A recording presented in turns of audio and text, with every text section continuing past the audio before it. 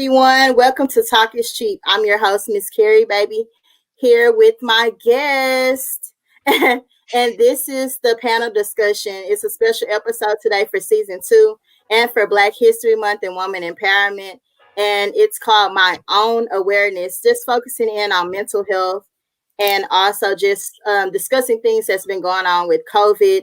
And then my guests that are will introduce themselves, and then we'll go from there. Who wants to go first? I guess Denise. Hey, hi. My name is Denise Solomon. I am a licensed mental health therapist here in Florida, and I am the proud owner of Grow, Empower, Transform Therapy and Dragonfly's New Beginnings. And my sessions are usually held via telehealth and very few in person now because of COVID-19 restrictions. Great. Ashley. Hi, I'm Ashley. I am a licensed professional counselor here in Ohio. I am beginning my own private practice, Loving Self Counseling Services. We are accepting clients beginning April 1st, and everything will be telehealth due to COVID. Great. And then my last guest, Genesis. Hey everyone, my name is Genesis Amaris Kemp. I am an inclusion and diversity enthusiast, self-development advocate. I'm also the author of Chocolate Drop in Corporate America, From the Pit to the Palace. And I work with people on finding their purpose and really tapping into their passion. Okay, great. And I'm glad to have you guys and thankful for your support. And also just having you guys on. These lovely ladies have been guests on my show before, and they all bring something great to the table. And y'all will hear, this very intellectual conversation about mental health and some of the experiences that these guys have been through as well. And then just a little bit about myself. Y'all know I am a mental health social worker and substance abuse recovery coach on the weekends. But yes, I am always working and always serving the population of mental health and substance abuse, and then also just relating it into the corporate world. So thank you guys for coming.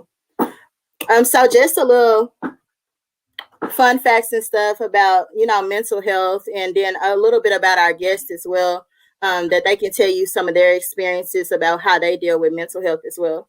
So we'll start with Denise. Hi. So, currently my niche is working with Black women. And what I do with them, I have a movement, and my movement is called Heal, Empower, and Release. And I currently am doing a 6-week group specifically for Black women. And so when these women come to the group, or when they come to see me and they go through the modules, we work on self-healing, self-forgiveness, self-love. We learn how to affirm ourselves, how to be proud of ourselves, and how to forgive ourselves and just release all of that baggage and the hate and negativity so we can just move forward within our lives.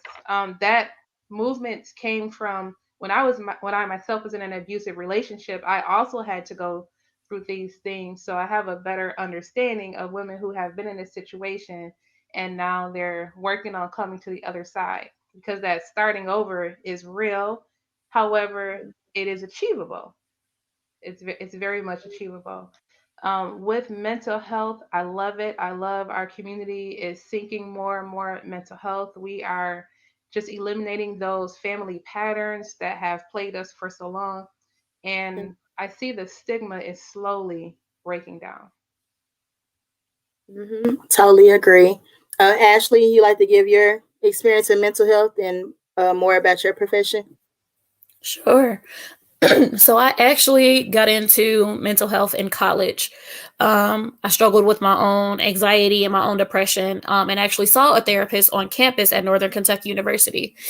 And after doing some sessions with my therapist there, I started to find like that's my passion. I want to help other people who have struggled with mental health, as well as coming to realize that there wasn't a lot of us in the field as far as like Black women or Black men in general. So I wanted to give teens and young adults somebody who looked like them, that space to, work through their issues, work through their traumas. So that's why I got into the field. I'm currently working as a school-based therapist with kids. However, my private practice will be geared to adults. I kind of want to do a little bit of the both, because I feel like if we can address the mental health earlier in life, especially in these kids, then we can hopefully set them up for better futures. However, I don't want to miss out on helping our brothers and our sisters cope with their trauma, cope with their sadness and their depression or their own anxieties. So I think I have the best of both worlds working in both settings. Yes, and that's great. And then Genesis, your experience in mental health, or just a little bit more about the corporate world as well. And Genesis is also author, so we'd like to hear about your book as well. Okay. So my experience with mental health had a lot to play into me being a oh, sorry. So it had a lot to play into me being bullied in high school about 11 years ago. That really took me to a dark place in my life. Then dealing with corporate systemic racism, that also plays a factor into your mental health. So while I was working for this Fortune 500 company, I wanted to learn more about mental health because there's a lot of negative connotation whenever people say, oh, I'm dealing with depression or I'm dealing with this issue, especially in the Black community. People don't like to talk about it. They'd rather, hide behind closed doors because they're afraid of what people are going to say or how they're going to be perceived. So then I became certified in mental health and first aid because I wanted to take the wisdom that I learned at an outside source and bring it back into my organization where I could share, okay, this is what I learned about mental health and first aid. And with me being the only African American person on the team, I felt like it would be a good icebreaker to talk about it to those around me who are Caucasian because, sometimes they struggle with mental health and they have the same struggles similar to us. But if we don't know how to, bridge the gap, if we don't know how to break the ice, then how are we really going to push forward? So I typed up some notes to share what I learned and how to look as well as identify with people who are off, whether it's in their demeanor, whether it's in their body language, whether it's in their daily activities. That's a part of recognizing when someone may be, struggling with some mental health. And then with my book, how it got started, Chocolate Drop in Corporate America, from the Pit to the Palace, it was started out of frustration because I had reached my point of enough is enough and I was in my burnout.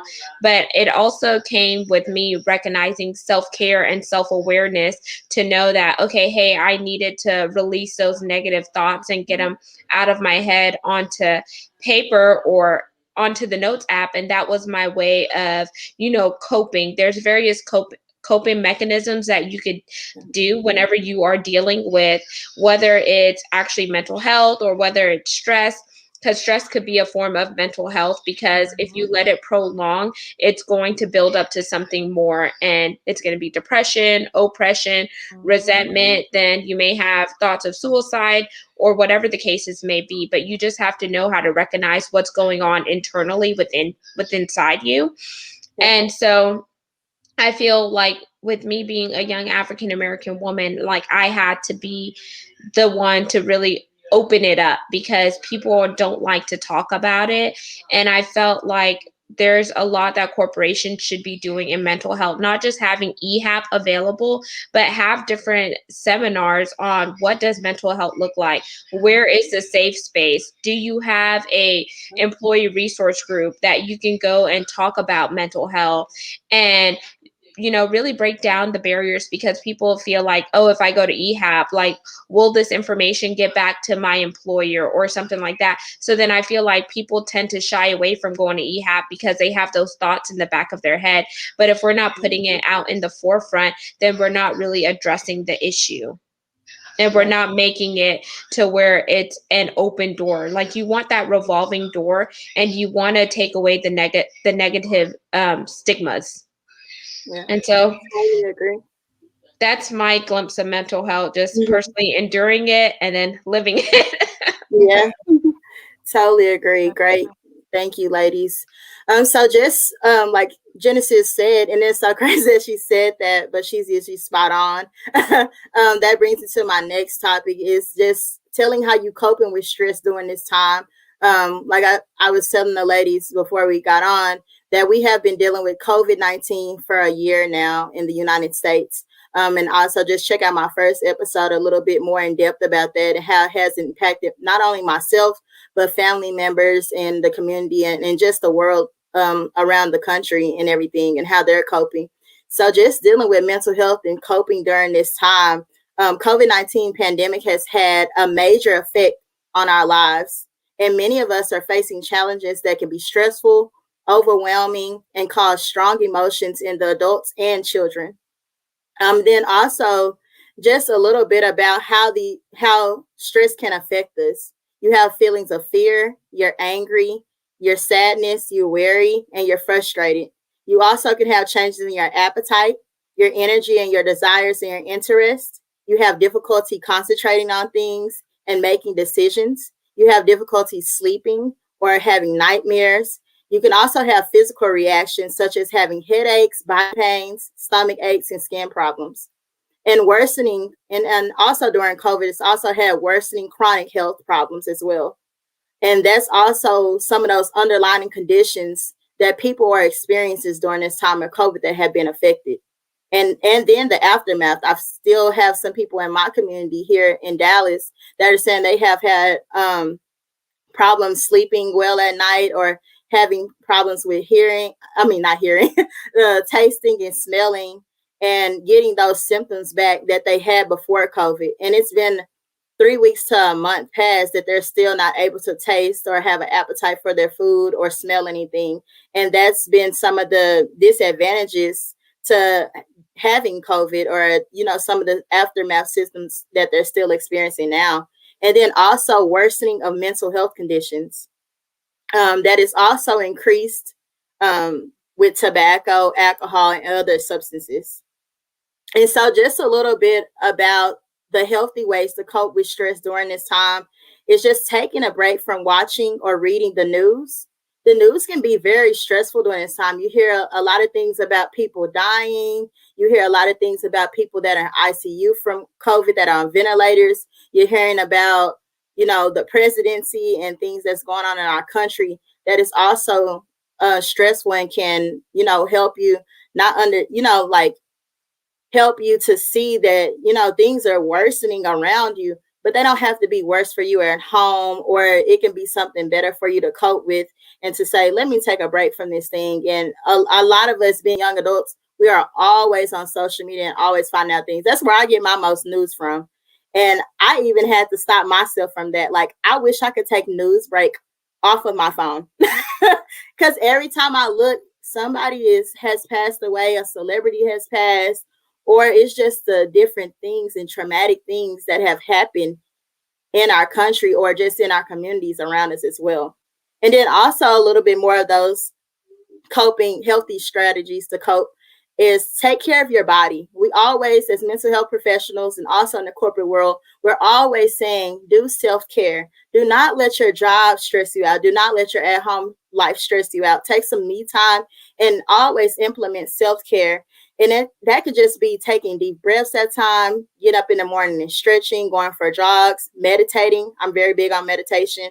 And also eating healthy. I was sharing with the ladies that I have become a vegetarian. I'm not vegan, but I am all the way in for the plant-based foods and cutting back on lactose products and any farm animal foods as well, and just getting more into the produce and vegetables and just implementing healthy living for me. And I'm not convincing anyone to become a vegetarian, but it is just a little healthiness and clean eating.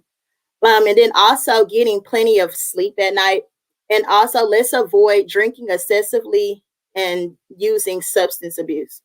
And then also just doing some more research on getting the COVID-19 vaccine.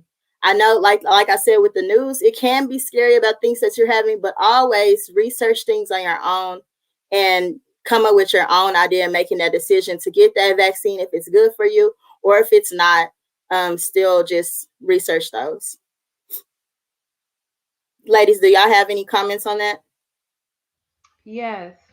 Just in regards to social media, Like whatever, like with the news, whatever happens in society, our clients bring it into the therapy room. Yeah. So, in a way, we have to be up to date on what's happening as well. And then just share the floor. Like, if, I had a client today that said, what sold them on me as a therapist is when the riot happened at the Capitol. I asked, hey, how are you doing with that? And they were like, oh man, thank you, because they were able to talk and process it with somebody. So, whatever happens out in society, it comes into the therapy room, and we process it with the clients, even, and we Yeah. as we go through our own issues, that whatever is happening in society as well. I love all of the coping skills, especially take time off from your job, because I guarantee you, if you drop dead today, they will replace you within a few weeks. Yeah. So take care of yourself. If you're not taking care of yourself and putting the oxygen mask on yourself first, who's going to take care of your family, your main Mhm. reason for going to work? Don't let these people tell you what you can and cannot do concerning your health and mental health. I have completed so many FMLA forms this year, and last year is not even Yeah. funny. Please take care of your mental health and your health. You are desperately needed for yourself and for your family. Yes, totally agree. Thank you, Denise.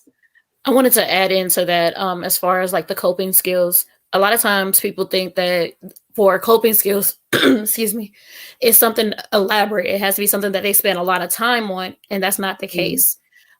You can use, as you mentioned before, Carrie, using deep breathing or meditation. Those things can be done within 5 to 10 minutes, and you can do them whenever you feel like you need it. A key thing is to always have multiple coping skills, multiple things that you Yeah. can do, because something that you might be able to do in one setting, you probably can't do in another.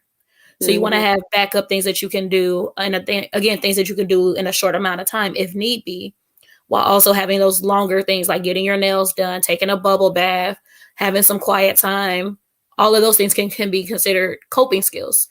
So whatever works for you and whatever brings you that peace and relaxation, just put that in what I call like your coping skills tool bucket, and then pull them out whenever you need it. Great. That's great. And that's what I was gonna add in too.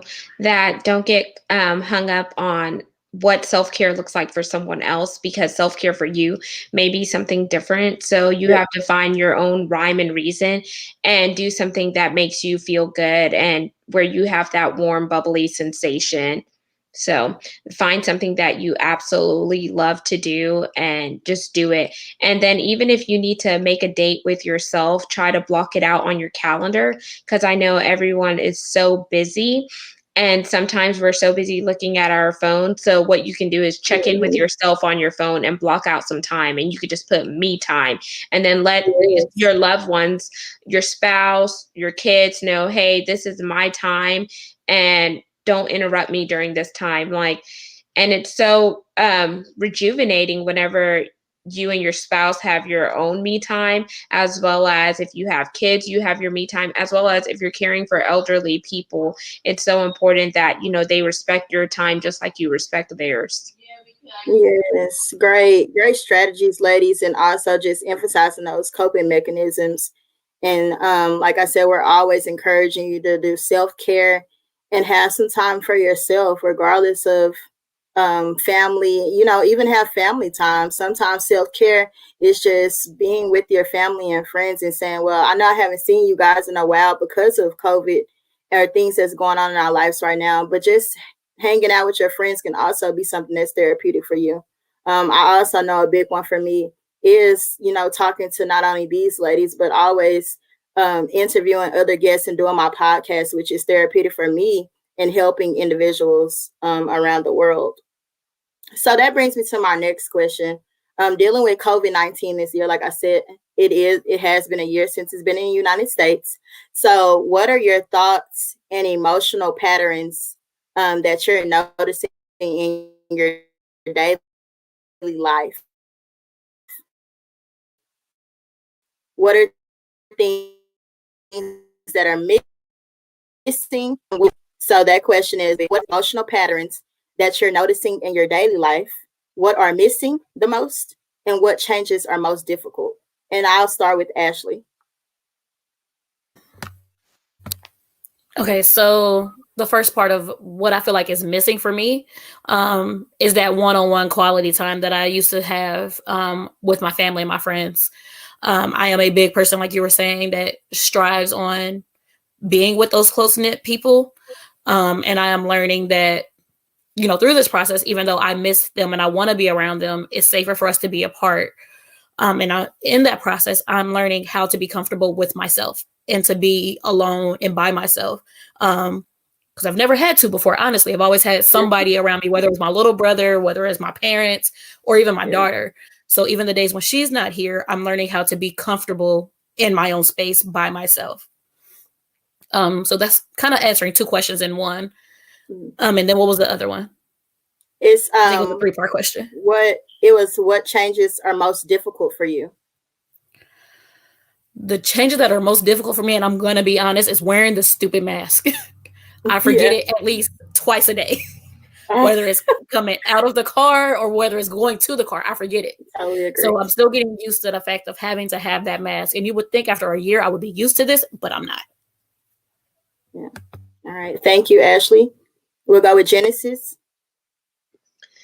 So I guess what's hard for me, because I am a people-oriented person, is going to lunch and happy hour and just those little fun activities with my girls or, my nieces or nephews. It's really hard. But what we started to do was have a virtual happy hour with some of my close girlfriends who are away, and we'll do it on Zoom, and we'll tell everyone just bring your wine glasses or whatever snack. And I think that's a good way to stay connected, to have a virtual party. What we started to do with my niece and nephew was, like, once we felt like that everyone was getting the COVID testing and stuff like that, then we started to hang out with each other within reasoning. So, like, we know, like, okay, we're not going to make it a big old group like we used to, but we'll just go to either my brother's house or him and his wife and the kids will come over here, because we know that they're not going to go anywhere else outside of our, community. And plus, my brother has to get COVID tested like all the time due to the nature of his work. And so he's like very like particular about his wife and the kids. And then what's been the hardest for me is like just like really pivoting at work, because I feel like sometimes when you're working from home, you tend to work longer. So you really have to have healthy boundaries and set your start time and your end time, because if not, like, so much time can like pass by and then you're like, oh dang, I've been working longer than 8 hours. And then, your spouse is like, hey babe, you want to come watch a movie? And then you're still typing away on the computer. And then getting outside of the house, whenever you actually do leave your house, like Ashley was saying, wearing the mask. Like sometimes I forget, and like there was one day where I walked into somewhere and I was like, why is this lady mean mugging me? And then I was like, oh crap, my mask. Yeah. And I was like, but if she could have just told me, ma'am, can you put on a mask, or do you have a mask, versus just staring me up and down, because I was like, is there something on my face? Am I missing an earring? Or like, what's going on? My hair is jacked up.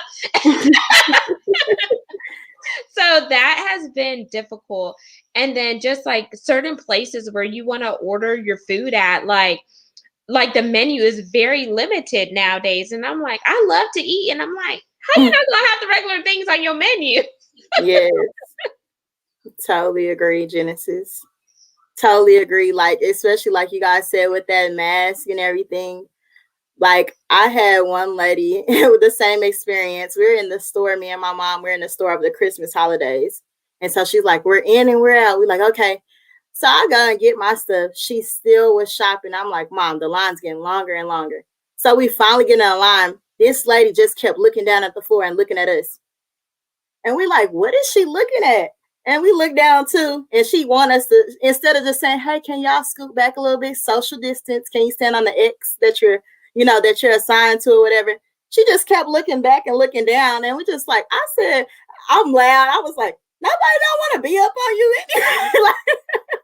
Look, y'all can see the real me now. But I was like, lady, you could have just said, excuse me, can y'all just kind of scoot back, or let's social distance? I'm scared of COVID, or whatever the case may be. But she just was acting like we was like all in her space or all up on her. And we still were social distancing, but we just weren't standing on that imprinted X on the floor in the stores. So yes, I totally agree. It has been hard. And then Denise. I definitely agree with the mask. That's been a little difficult. So I definitely miss family gatherings, family get together, especially when there's Yes. good food involved around the holidays, and some traveling. But some feelings that I've been having, I'm low key jealous of other countries that whose numbers are low or non-existent, and we still can't get it together Mm-hmm. over here. You mean so? I'm a little upset at that, and could be frustrated because I live in Florida, and sometimes it seems like we just canceled the coronavirus here. Everything's open. Not everybody wears a mask. Not everybody wants to social distance. You have the people that's running into places without a mask and coughing, and just the whole nine. And it's like we don't know how this virus is going to affect the next person. So Yeah. I wasn't sure about the vaccine. I have a couple of family members that had to get it because of the nature of their job. They're still Mm-hmm. alive. Nobody's sick. No one's losing any arms or eyes or anything like that. So if Yeah. that is what you want to do, like you said, do your research and see if it's good for you to go ahead and get it or not. Yes. Here, there's a lot of issues with even our senior citizens getting the vaccine. A Yeah. lot of people were coming from out of state, taking up spots to get the vaccine. It's very it's frustrating. So my Yeah. feeling for COVID has been frustrating because we still can't get it together. The people that need the vaccine still can't get the vaccine, and our society made a huge deal about African Americans and other individuals of color getting the vaccine, and so I thought to myself, well, did they forget there's doctors and nurses and everyone who works in the hospital and the medical field that aren't all white that's getting the Mm-hmm. vaccine? Elderly people. I mean, we have them in all different races and ethnicities. I'm just Yeah. confused. Just a little bit confused. Yes, I totally agree. And then also, and I spoke about that a little bit on a previous episode regarding, I went a little bit more in depth with COVID and how the vaccine is working. And it's crazy that all these people ran to go get the vaccine. Then they want to, like you said, they implemented this format of saying, okay, healthcare workers, let's target you guys first. So the healthcare workers get it, that's in the hospital, nurses, doctors, etc. They get it. And then the next phase of that list was supposed to be our mentally ill and elderly people. So I'm with you on that, Denise. I totally agree. It's like, why are the elderly, and it even goes by ages, it's like 65 on up, senior citizen on up, that was supposed to be in the next phase of getting the vaccine because they're more, the virus is more detrimental to them and protecting them, and anything that we do is supposed to protect them. So why is it taking a long time to get this, or where are these vaccines coming from, where the news sits up there and say, oh, we got 500,000 coming in shipment? Like, where is this shipping from? Like, what's going on? And why is it a pause on certain things that's going on? And then, like I said, there's other stigmas out there, or the media hyping up, okay, go get the vaccine. And then now, not even 3 months later that they have broadcast to get the vaccine, it's coming down to that second shot to follow up. And they're having issues with that. They're having complications with things that's going on, or people are having allergic reactions to it afterwards, where now they're saying, well, if you feel bad or something is going on with their health after getting that first vaccine, don't get the second one. And so it's just like, wow, am I fully protected? Can I still contact the virus and pass it on to other family members?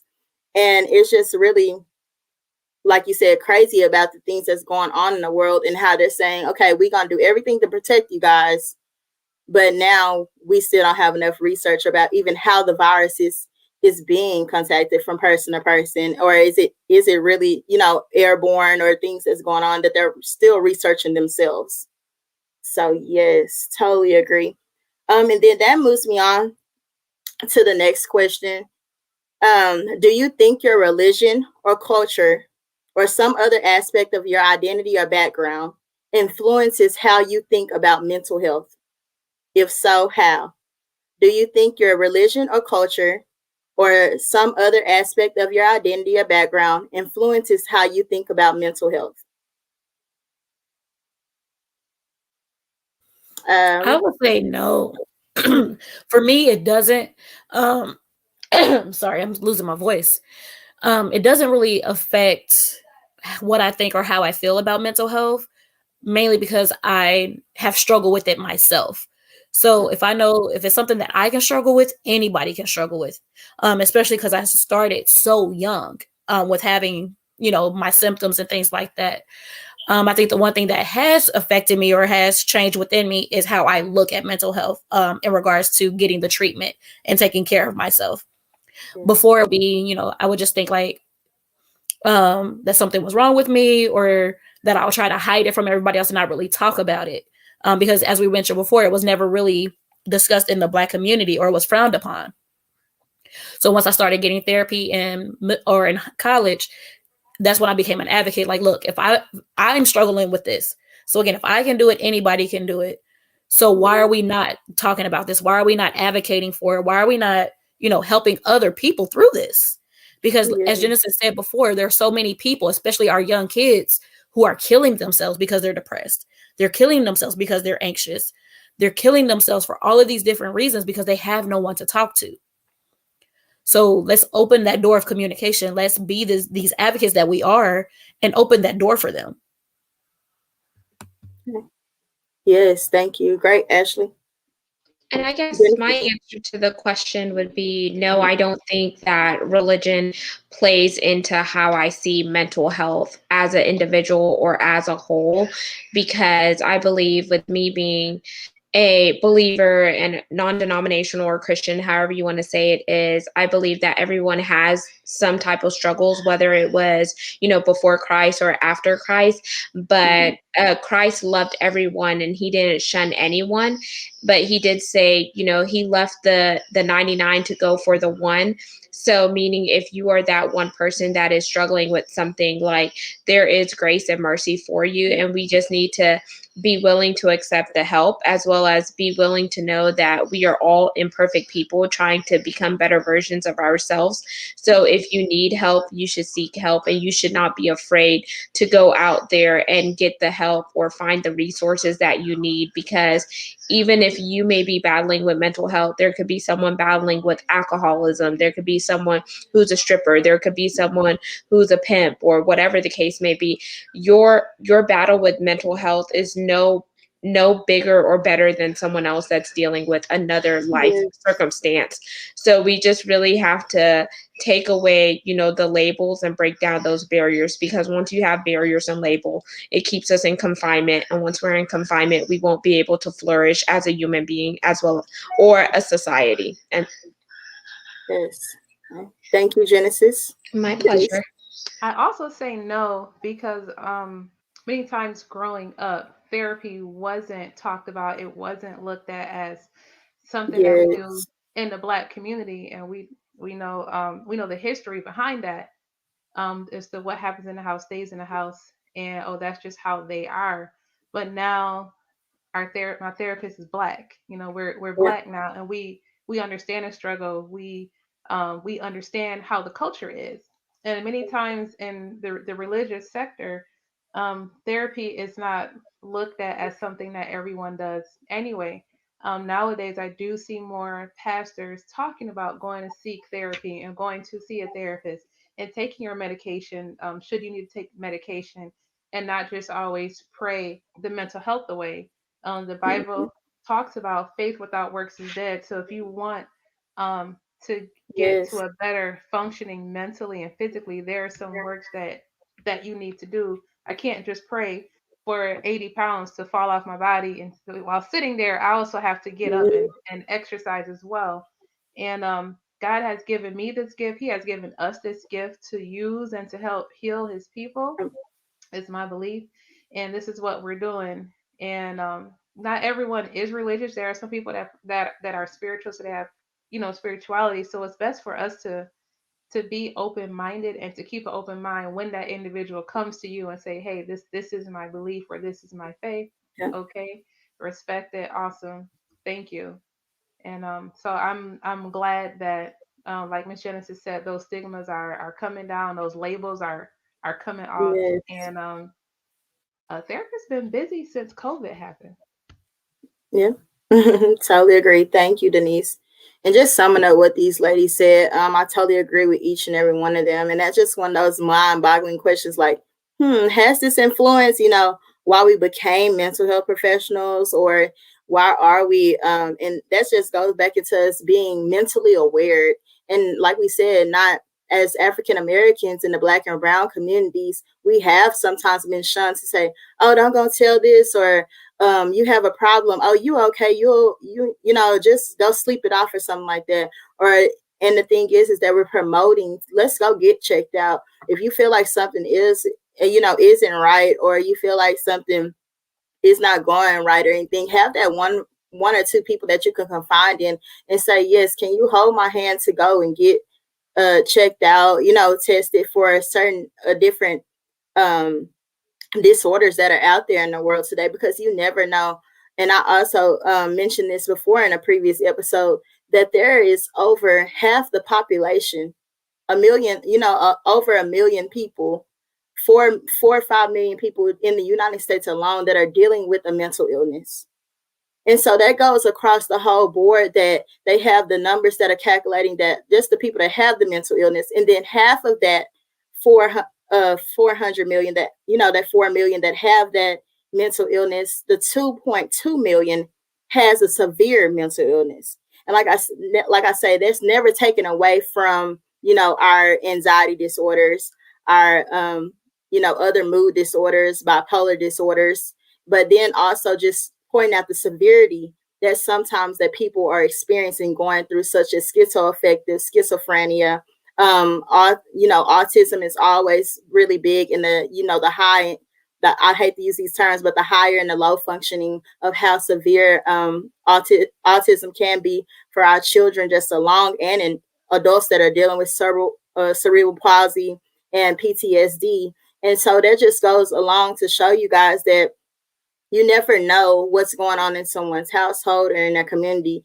And we're always just saying, go and get checked out if you feel like something is going wrong. Or, even if you don't feel like anything's going wrong, you never know what you're dealing with in your everyday life. So thank Hey, you guys. And Karen, then that just brings, oh, yes. oh, sorry. If I could chime in Yes, really quick, Jennifer. I would just encourage everyone is to make sure you have soft check-ins with like people that are close to you to say, hey, if that person, came across your mind, just reach out to them with a text or a phone call and just say, hey, you were on my mind and I just wanted to see if Yes. you were okay. And just that will open up the box a little bit for them to share. And once they're sharing, it's so important that, we practice actively listening to hear what's Yes. going on with them, because most of the time they may share something with you and it's their way of crying out for help, but we have to be able to listen in a non-judgmental space. And then another thing too, what I've noticed whenever I became certified in mental health and first aid is some people were saying that the pharmaceutical companies were getting kickbacks from the doctors because, it's easy to push a bipolar medicine or a schizophrenia medicine. And so that was causing people from not going to get the help that they need because they didn't want to have, this label on their profile that follows them throughout life. So that's also something to be mindful of. But we could also find healthy ways to work around that. Yes. Totally agree. Thank you, Genesis. So the next one, starting with Denise, it's what sense of purpose/duty guides you in your life? What are you passionate about? Something that is fulfilling to you in your life. Oh, let's see. A sense that drives me, my faith drives me, 100%. Because I Yes. love, I love the confidence that I receive from it. I love the gift that I have from it, even though I hesitate at times. Um, my family, my husband definitely is a huge supporter of mine and is always encouraging me. And I have a new 20-year-old daughter, and Yes. yeah, so I'm proud of her. She just started her own business, so I'm excited about that. And just leaving something for the generation behind me, whether it's my younger sisters, my nieces, my nephews, my great nieces, my great nephews, cousins, just leaving a legacy behind. If I'm the first one to do something and I've completed, I know the steps, hey, this is what you do and this is what you don't do. That's something that drives me. I see the success that I have with my clients. That's another driving force, and just where I'm headed with my business. I went out on my own during COVID, so I'm excited about that, Yes, great. and I'm not stopping. So I'm excited about that. That's what drives me. Great. Thank you, Denise, and congratulations. And we'll hear a little bit about that later. Your business that you have went out on your own venture, and I like the page as well. um, yes, thank you, Denise. Ashley, what is something that drives you? Your sense of purpose. So I feel like my sense of purpose is to be a therapist. And the reason I say that is because it gives me that opportunity to help somebody else. It gives me that opportunity to be a listening ear or to be a driving force to help somebody through their own struggles. Something that pushes me and motivates me is not only my family and my friends, but sorry, as Denise said, wanting to leave a legacy. I have a soon to be 3-year-old daughter. So I want to be able to leave something for her and then generations to come. So that way they don't have to struggle or go through some of the things that my sister, my mom, or even my grandmother had to go through in order to get to where we are. And Yes, again, if I can be that first one to do something, that means the next generation doesn't have to fight as hard to be that first. They can just follow in that footsteps and go through that path that I left for them. mm-hmm. Yes, totally agree. Thank you, Ashley. Genesis. So one of my passions is to be an influential or worldwide person, and the reason why I say that is because of my background with me being Caribbean and South American descent. Just seeing how hard my parents had to work in order to come over here, and make it as well as have the American dream is something that really pushes me to go beyond certain limits and try to break down those walls and lay a foundation, and while laying that foundation, building a legacy and an empire for others that look like me as well as those who don't look like me. One thing that really drives and pushes me is my faith in God and just trying to be more obedient, and just paying attention to whenever God is leading me in a certain direction, just act on it first versus allowing fear or my own thinking to keep me in bondage or keep me back. And then my family, just having a husband that really supports me, as well as doing it in honor of my nieces and nephews who are going to be the future generation, and then just Yes, paying that respect and homage to my ancestors who went before me, some who lost their lives as well as some who stood on the backs of other people to get to where they are. And I think that's so incredible that we give back to society, and we also don't disgrace our ancestors, whether they were our personal ancestors or those who were there before us. And that's one of my biggest drives and motivation. yes. Thank you, Genesis. And I also just adding what these ladies said, just leaving something behind for the next to come along. If it's our children, our family members, or people in our community, and always just leading that path of legacy and knowing that you're leaving a mark and being the influential people that we need in this world. Sometimes I feel like we are a generation of procrastination, but once you get that drive in you to say that you want to do something that will be helpful in your community or helpful in your everyday life, to always just maintain that and, put that out there for others to see that, you're not alone. You're not the only one that's struggling with this. And then also we will overcome even at, African American women or African Americans, and always, like I always say, and it's not just for our race. Our race is in a spotlight for the month that it is this month. And then our descent as well, but always just for other races to see that we are united. We are a united front, and we're always promoting leave something for the next to come along to say, let's pick up the pieces and come together as one, and we'll figure it out together. Okay, so that moves on to the next question. What is your experience of healing? What elements have been helpful and what elements have not been helpful, if any? Starting with Denise, what is your experience of healing and what elements have been helpful and what hasn't been helpful?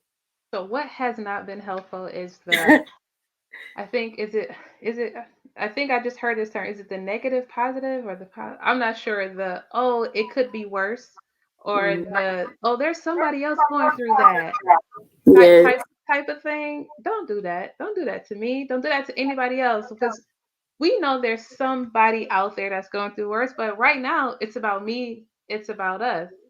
So that's what I didn't like. It's what I don't like. I went to therapy during my healing. I went to therapy. So seeing a counselor and working through those negative coping skills that I had and those boundaries that I did not have really helped. So I love that. Journaling helped a lot. Like writing things down helped a lot. I encourage anybody, like, if you can journal, journal. Yeah. I wrote my first year, so I was excited about that. And listening to music helped, talking to other friends helped, having a support system helps a lot. Yeah. Many times when we hear about women being in abusive relationships, it's the, why didn't you leave sooner, or well, what took you so long, or I Mm-hmm. can't believe you got through that. But no one ever asks questions. But what's wrong with him? Like, where did he learn that? Yes. Focus is always on the female, and that's not right. It's not correct. So um, all of those aspects, like for me, going on that road, healing and forgiving myself and being proud of myself, because through that I took my daughter through that. So not only did I need it, she needed healing as well. And I even went to her, I apologized to her, asked for forgiveness, because nowadays that's something that parents don't always do for their children. I commend the ones that's stepping up and having that open communication with their children and allowing their children to really express themselves and their feelings, because parents, if you do not, they will be on our couches when they're older, when they're young Yeah. adults, trying to figure out how to navigate. They'll read Genesis book. I mean, it's an amazing book, because but we need that. They need our voices. Finding my Mm-hmm. voice was another element that really helped in my healing That's great. journey. A lot of times Black women are silenced with this Black women stereotype. Talk, open your mouth, share Mm-hmm. what you have to say. You are not the stereotype. We're not the Yeah. stereotype. Yeah. Great. Thank you, Denise. Ashley. So, what has been helpful for me in my journey is I also am still currently seeing my own therapist. I've done therapy before, like I said, in the past when I was in college, but I was very inconsistent after that. So I made a promise to myself at the beginning of last year that I would be consistent for at least a year. And this month is actually my 1 year that I've been in therapy consistently.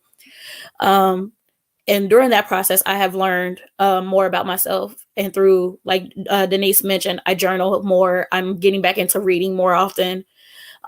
Music is definitely a huge thing for me. And actually taking that one-on-one time that I need with my daughter has been tremendous for me. I started to realize that while I got into like a groove, or I got into a constant routine of just doing things for our daily lives and things like that, and I was not spending that quality one-on-one time with her. So I'm starting to do that more often now, and that is helpful. Um, Something that has not been helpful for me is sitting quietly. And what I mean by that is ignoring how I feel, not speaking in the moment of how I feel. So if something is bothering me, I used to kind of just hold it in, and it didn't work. It didn't do anything for me. It kind of just built up and built up upon each other until I erupted like a volcano on somebody who didn't deserve it. So now I'm trying to learn to speak in that moment, to speak my mind, and just to be honest with myself and hold myself true, and then hold that other person who may intentionally or unintentionally make me feel that way, and hold them accountable for their actions as well. Yes. Thank you, Ashley. Genesis. So, what is not helpful for me to heal is that judgmental um, comments or negative thinking in my head. And whenever I see things out that are visually, whether it's on TV or whether it's tangible, things that are going against what I'm trying to believe in is not helpful for me, because then I begin to question and then I really have to check my thoughts. But what is helpful for me is journaling, music therapy, um, connecting with my tribe, which are, the people that support me, the people that will not only support me, but will call me out on my BS and give me feedback. Because I definitely think feedback is a gift and it's there to help me improve. Another thing that has been really helpful for me is just, getting massages like once a month. That is part of my healing because, my body needs to be rejuvenated. And naps, oh my gosh, like with COVID, I just love taking a nap sometimes. And people are like, but you didn't do anything. And I was like, to you, I didn't do anything. But to me, I just need to shut off my brain sometimes and just, have that mental break and clarity. And once you take a nap, you're so recharged and rejuvenated, and you feel like you could achieve and conquer so much more. So I would tell people you could start with like a 10-minute nap, like a power nap, then increase it to 30 minutes or an hour, but make sure you don't take a nap before your bedtime, because then you're up late and then you're wondering, and then the unhealthy eating and snacking comes in. So just be intentional with your nap time, but it is so beneficial. And walking has been really great, because whenever I'm walking, like, different thoughts will come into my head for journaling or new ideas and etc. And it's just amazing because you're getting physically fit, you're pumping up your brain, you're releasing endorphins, and then you're working on your body and you're conditioning it. And in the process, you may shed some pounds, so it's like a win-win. Yeah, totally agree. Thank you, Genesis. And then just my input on these. These ladies gave, excellent examples about their self-healing tools that they have used over time. And then also just saying, what we're focusing big on here is ignore the stigmas that a lot of people are, having this time. I feel like a lot of times that the world needs to overcome some things, and stigmas is and stereotypes is a really big one to say, like we were saying, when you come to your family or your friends, something wrong with you, or you're crazy, or no, you need to just go sleep it off, you don't have any issues going on with you. That's not something that is encouraged, or encouraging things that people would like to hear. Or as Denise was saying, when a woman or even men come out that have been abused, if it's physically, mentally abused, emotionally abused, sexually abused, when they come to that person that they would like to talk to, let's start promoting to not only just focus in on what we want to hear or what we would do in this situation, but just being that listening ear and not focusing on much of giving like a lot of feedback. Just help them out, or just maybe they need somebody to talk to, not necessarily just want to hurry up and tell what's been going on with them, but probably go into depth of why these things are happening to them, or how can we help them, more than saying, oh, what you gonna do, or you gonna tell the police, or we need to go tell somebody what's wrong with you, why'd you let that happen. You never know what's going on in a person's mind or their head, or how they're feeling when they have experienced something traumatic as that, or when they have sit up here and given their all to something in their everyday life, and now times are getting hard. You can't always accept the person that's strong to stay strong. They need a shoulder to cry on as well. So just always encouraging you to have that, like I said, that one or two people in your life, or even more in your life, that you can share with, that you trust and that you believe in, that encourage you, and to start implementing those self-care tools, that you are journaling, you are taking walks and meditating, or even taking naps, that will help you through your everyday life. And that leads me to my last question is, what are your concerns and hopes for your community and the country? Not even just during COVID, but over time. What is your concern and your hopes for your community and your country? Genesis? So some of my concerns are what are we doing to combat the stigmas with mental health? Are we educating people in the space to have a open door policy where they could talk about mental health, having the necessary tools in all communities? Because I feel like sometimes if you live in an urban community, you may not have the necessary resources that are afforded to the Caucasian community, and that's where some division could come into play. Another thing would be the school systems, like education. Like, we need to make sure Yes. we're educating the teachers who are impacting our kids while they're at school, how to recognize mental health and how not to label certain kids over other kids. So we have to teach them how to, effectively look for mental health, how to look for kids that may not necessarily have ADHD, but may just be fun and, they have a lot of energy, but don't get that confused with, ADHD. Another concern is inclusion, diversity. What are we doing as a society and as a whole to really talk about inclusion, diversity, as well as equality and equity? Because I feel like it has been a check the box exercise, and we need to do more in that space. We need to allow people to celebrate other people that are different from them. We need to learn how to stop being in competition with one another and build partnerships and look for ways of complementing one another. And we need to also talk about gun violence is one of my concerns, because since COVID has happened, as well as people losing their jobs and etc., there has been so much gun violence where people just think, oh, I'm just going to pick up a gun and this is going to solve my problem. And then you see kids that are dying because they found their parents' gun and they thought it was okay to play with it. You've seen adults dying because there's road rage. People are so tense, and then you have gang violence or whatever. We really need to educate people on gun control and etc. And I am for, okay, yes, you have a gun if you want to protect yourself, but just having a gun doesn't make you have all the power where you could take someone else's life. Because if you've never given life, then what makes you think that you have the ability to take someone else's life? So there's various concerns that I have going forward, but I definitely think by speaking up about these concerns and having healthy discussions and really looking for ways that we could share as well as be receptive to other people's ideas, I think that will help us as a whole. And Yes. I'll share my poem later on with y'all offline that I did on gun violence. Yes, thank you. We would love to hear it. Thank you, Genesis. And great points as well. Denise?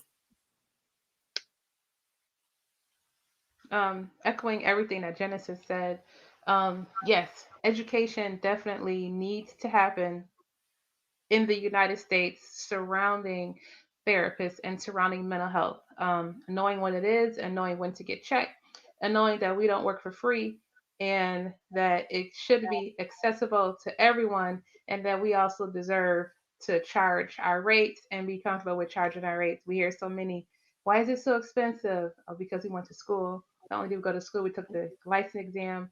We had all these hours. We had to work for free for 2. It's a Yes. lot that goes into it for it to say why. So that stigma has to be deleted. Also within our school system, just knowing, like Genesis mentioned, ADHD looks like PTSD, and it also looks like anxiety, and it also looks like different types of insecurity, whether it's food insecurity or sleep insecurity or homelessness. So just Yes. really knowing and educating, and not just so quick to put a label on anyone. So that education piece, it's so needed. And again, with mass school shootings went down thanks to COVID, but just having the outlet where the students can come, not only the students, but the parents can come and really express what's going on, what's happening in the home, where they feel comfortable opening up, knowing that the first call is not going to be to child protection, but that they're really going to get the help that they need. It shouldn't be that difficult. We shouldn't have to make the decision, well, dang, should I call the police? It's a mental health. The last time this is what happened.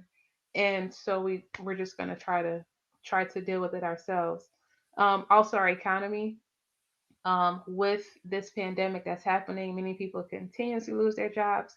So many jobs are not hiring individuals back. Yes. Congress trying to figure out if they need to give Americans money. Like I said, low key jealous of other countries of how they handle this whole thing, and we see where they are, and we're just here, and that's Yes. it. And we just really want to continue to break down the stigma and barriers to mental health. Yes. Thank you, Denise. Ashley. So I would agree with Denise and Genesis in regards to like just the education system. However, just to not echo everything that they were saying, I'm also hoping that we can get better healthcare for all people, um, regardless of race, regardless of gender, regardless of all of that. I believe that that is something that has been missing within just our country in general, of not having that equal access to healthcare, which ultimately leads to a lot of the suicide, undiagnosed mental health disorders, and all of that. So if we can get our healthcare system to be, what it should be, and have the equal access to everyone involved, then we will be able to take care of each other. That we'll be able to really boost ourselves mentally, physically, and emotionally to a place of healing. Yeah. Totally agree. And like I say, my points on this, I agree with all of these ladies about the education system and gun violence and just violence in the world that's going on today. I also have pinpointed a few of these in previous episodes about, our children are being affected, that they can't even go to school. And sometimes that's their self care for them, to just see their friends. And us as adults, we say, well, nah, you don't need to see those kids, and you don't need to see those friends. You always want to implement meeting people that are worthy of your presence and have a good influence on you. But just, you never know how your child acts at home and how they act at school. It's two different things. And they have to differentiate between, you have to sit up there and tell your, like Ashley has a 3-year-old. I know she's sat down with her 3-year-old and say, well, you can't go to daycare today, or you can't see, your favorite cousin today because of things that's going on in the world, along with COVID and just being safe as well, the violence that is going on here, or just even taking a brisk walk around your neighborhood sometimes can be detrimental to you as well, and the things that are going on in your community. And then also, with education, a lot of schools here, even in Dallas and surrounding areas, have not opened up. So there's teachers that are going without pay, or hours are getting cut. I know, I thank God for me being a mental health professional, that I have not had to rely on any, have any furloughs or anything, or something that's going on.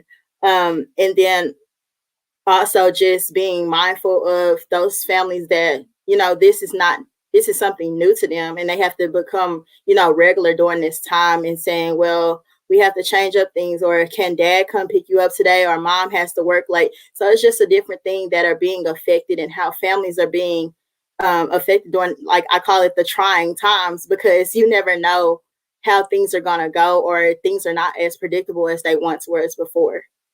Any comments, ladies? Anyone?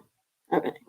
No, So last, we'll I just wrap agree it with up what here. you Oh, said. yes, Denise. No, I was just saying, I agree with what you said. I can't imagine having children at home and school Yes, at home, and both. That's a lot. That's a stressor, in and of itself. yes. Thank you. Any other comments? So just wrapping up, this has been, a great panel discussion. Like I say, I love all these ladies that are on here, and thank you guys for supporting me. And Talk is Cheap, none cuts, none censored. And so we'll just close out the discussion with last minute remarks and encouraging things for our community. And we'll start with Ashley. Any last minute words? My last minute words would be just to reiterate what we were talking about before, is implementing some of those coping skills and some of that self-care. Again, whatever that might look like for you. Again, it doesn't have to be something that's an hour long, 2 hours long. It can be something that you do for 5 or 10 minutes. as well as I'm going to plug myself a little bit here. Loving Self Counseling Services here in Ohio will be accepting clients beginning April 1st. I encourage everybody, it doesn't matter if you struggle with a mental health disorder or not, to see a therapist, because you never know when you might need that non-biased listening ear.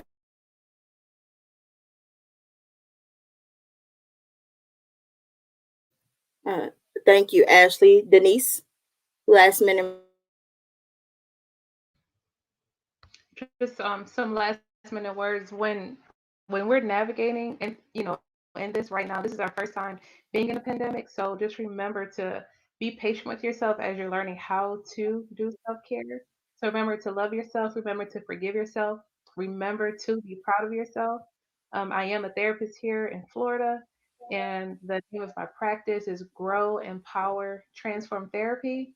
My website is gettherapy.org, gettherapy.org. So if you're in Florida and you need a therapist, look me Yeah. up. Yes, in Genesis. So, my last minute comment to the listeners who are watching live as well as the replay is to don't be afraid to seek help, practice self care and self awareness. And my three R's are refuel, refocus, and realign so you can be uniquely you and work in your own space and stop trying to conform with the space that everyone else is trying to project on you. And once again, my name is Genesis Amaris Kemp. I am the author of Chocolate Drop in Corporate America, From the Pit to the Palace.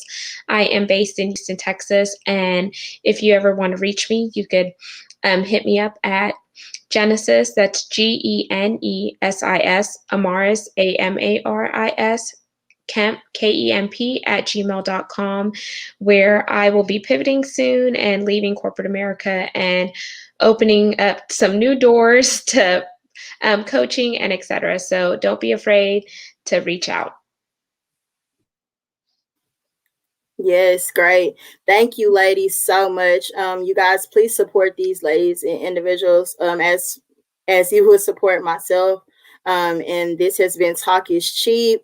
I will be coming to you guys with a lot of new episodes this season that are, it may be another panel discussion because this one went great. It's amazing, and we love the things that we do. We're very passionate being mental health professionals or in corporate America, and just coming together to present this information to you guys, because there's always something new that you can learn in everyday life, and the things that we're struggling with today in the world has always been such a big impact. And it doesn't even have to just be negative, but it's also been a positive impact in making having you guys and making you guys be fully aware about things that's going on. And thank you to our listeners and everybody that's tuning in. I have a lot of friends and different comments on here, and we're going to check some of those out. So we have one here from DEJW_SK. Hi, Queens. Hi. And then we have one from Candace. That's Ashley's best friend. Hi, Candace. And then we also have one from Dee Dee.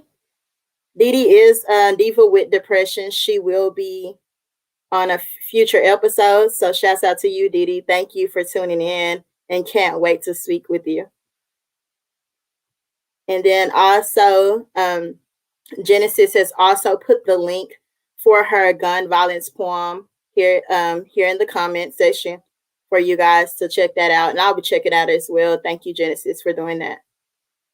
And then also Nisha. Hi, Nisha.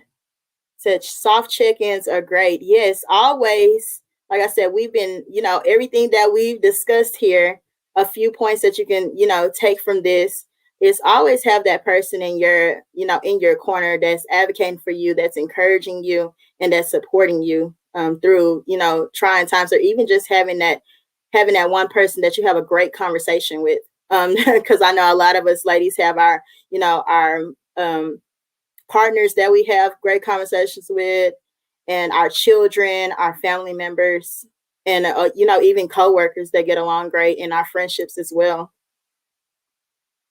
And then also we have Miss Dawn here. She said, "This is awesome, ladies." Hi, Miss Dawn. Thank you. And she also said she's proud of Ashley. Yes, Ashley is great. Shouts out to Ohio. And then a few points from our panelists. Genesis said, look for ways to pivot, close doors, and be a redirection to your purpose. Yes, that's great. And Miss Denise said, let's be the change. Yes. And Miss Dawn also said, it's awesome that you're having this conversation about your generation. Yes, and not only just for our generation, but for our generations. We are, it's really amazing how we have come together to put this, putting this panel together and seeing it now and going along with your comment, Miss Dawn, and thank you for that. It put in my mind that we're all different ages. Like me and Ashley are pretty close in age, and in Genesis as well. And Denise is also, probably about 5 to 10 years older than us, but she's also, that person that has always put in, different things in different places, and we all come together to give that information to and so it's always great to have different age groups that come together to, present information. And then also Denise has also put go therapy in the comments, and Ashley said love self-counseling. It's the way to reach me on Facebook. So yeah, if you want loving self-counseling with Ashley in Ohio, reach her on Facebook.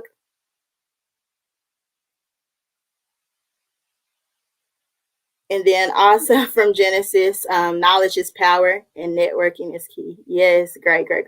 I like to read all those comments. I read a few. There's a few more from our panelists and our guests. So thank you guys for tuning in. This has been great, and I hope you find this information very, impactful and useful to your life and implementing those self-care tools. And also, we want to say happy Black History Month. Yay. Yes, guys. Thank you so much. And then we might even come back. I'm thinking about some for Women's Month next month. Women's Month is in March. I try to keep up with a lot of those different holidays and different things to do through the month. Y'all know I'm really big on when Mental Health Month comes. Y'all not going to be able to stop me. But yes, thank you guys. Thank you so much. And congrats to you guys, and thank you guys for participating. Thank you. Absolutely. Thank you. Thank you for having us. Yes, thank you. All right, bye, you guys. Bye.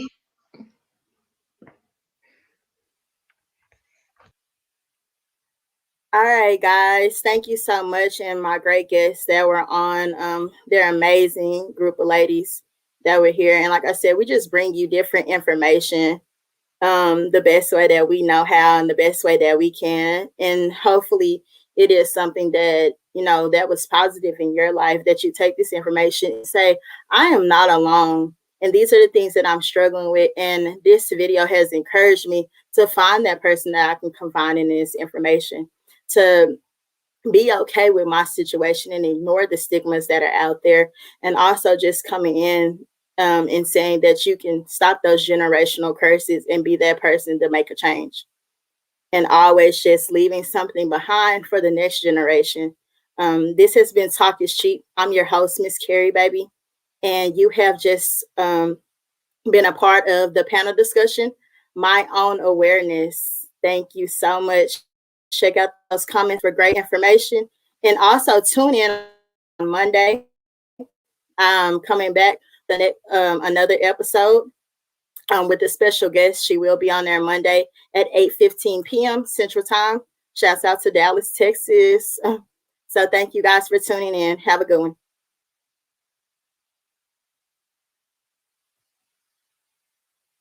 All right, guys.